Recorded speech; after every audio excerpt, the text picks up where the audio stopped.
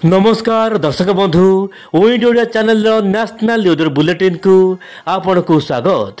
दर्शक बंधु आज हूँ डिसेम्बर मास 4 तारिख गुरुवार एवं आगामी 2 दिन मध्य केमित ओडिशा पाणीपाग को लेकिन बड़ खबर आसतु आज अपडेट रे आलोचना करबा केमित कुहुड़ी मिजाज वर्षा को लेकिन कौन रही बड़ खबर केउठी रहिला केते तापमात्रा मॉडल मानकर कौन रही आकलन आसतु आज वीडियो सब कुछ आलोचना करबा। प्रथम आलोचना करबा सैटेलाइट इमेज रे कोन रही पाणीपाग चित्र। दशमलव दक्षिण भारतर विभिन्न अंचल में वर्षा देखा मिलुची कारण उत्तर पूर्व मौसुमी वायु सक्रिय रही। एपटे आम राज्य ओडिशार विभिन्न अंचल में कमिला तापमात्रा बढ़िला शीत। झारसुगुड़ा रे 10.9, राउरकेला रे 12 डिग्री, केन्दुझर रे 12.8, संबलपुर रे 14.4, बालेश्वर रे 15.3, भुवनेश्वर रे 15.8, चांदबाली रे 16.6 एवं पुरी जिले में 18.9 डिग्री तापमात्रा रेकर्ड करा गत 24 घंटा मध्य। यही जो तापमात्रा केवल रात्रि तापमात्रा।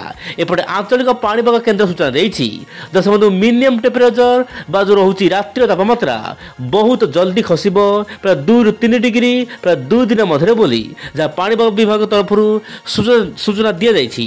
माने आगामी 2 दिन आसुछि जो आगामी 2 दिन मध्य 2 ରୁ 3 डिग्री कमिबो माने शीत आहुरी बढ़िबो प्रबल बढ़िबो भीषण बढ़िबो। से दशबंधु शीत प्रति संपूर्ण सतर्क रुहंतु सजग रुहंतु। एपटे कुहुड़ी को लेकिन पाणीपाग येलो अलर्ट जारी करछि ओडिशार किछि जिला को जेमिति कि रहुछि कोरापुट कंधमाल ता सहित जो रहुछि कलाहांडी एपटे बलांगीर सोनपुर झारसुगुड़ा ता सहित सुंदरगढ़ यही सब जिलार स्थान स्थान कुहुड़ी मात्रा देखा मिल पारे एवं विजिबिलिटी प्राय 200 मीटर पर्यंत दृश्यमान दूरता रहिबो जहाँ दशबंधु सामान्य दुर्घटना मध्य घटिपारे से आप कुहुड़ी समय दूर यात्रा को सामान्य निषेध रखु। एपटे दशबंधु देखा वायुर चलन माने विंड ओडर स्पेशल चित्र वायुर चलन केमिति रहबो आगामी दिन में पाणीपाग को लेकिन वर्तमान समय दशबंधु राजस्थान उपरी भाग में गोटे आंटी साइक्लोन बा गुरुचाप बड़े सृष्टि हो सारी जहाँ कि उत्तर पश्चिम दिगु जो दशबंधु जो शुष्क बे आसुला बा शीतल ठंडा बे आसुला बर्तमान ताहार मात्रा आहुरी बढ़ी अर्थात शीतर मात्रा आहुरी बढ़ उपकूल रूपांत सबुठी थरहर हम ओडिशा तापमात्रा मुझे कहली 2 ରୁ 3 डिग्री कमिब एवं शीतर थरिब राज्यर विभिन्न अंचल राजधानी भुवनेश्वर हो कि कटक संबलपुर हो कि केउंझर हो दशबंधु नुआपड़ा एमती अनेक स्थान में तापमात्रा खसिब शीतर थरहर हम ओडिशा।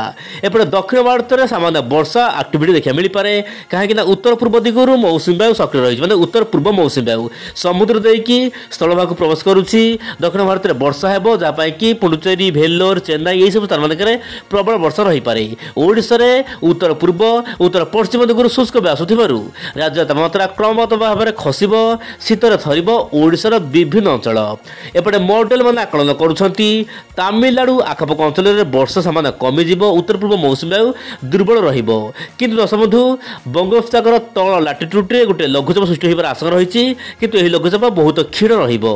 एपटे दशबंधु डिसेम्बर 10 ରୁ ନେଇକି 15 तारिख मध्य पश्चिम झड़र बड़ पश्चिम झड़ आसब जहाँ कि जम्मू काश्मीर गिलगित बिल्टिस्तान श्रीनगर यही सब स्थान मान प्रबल वर्षा तुषारपात हबार आशंका रही जहाँ बर्तमान अपडेट आसूची। पाणीपाग समस्त चित्र जानतु केवल विंड ओडिया चैनल में प्रतिदिन देखंतु। नमस्कार, जय जगन्नाथ।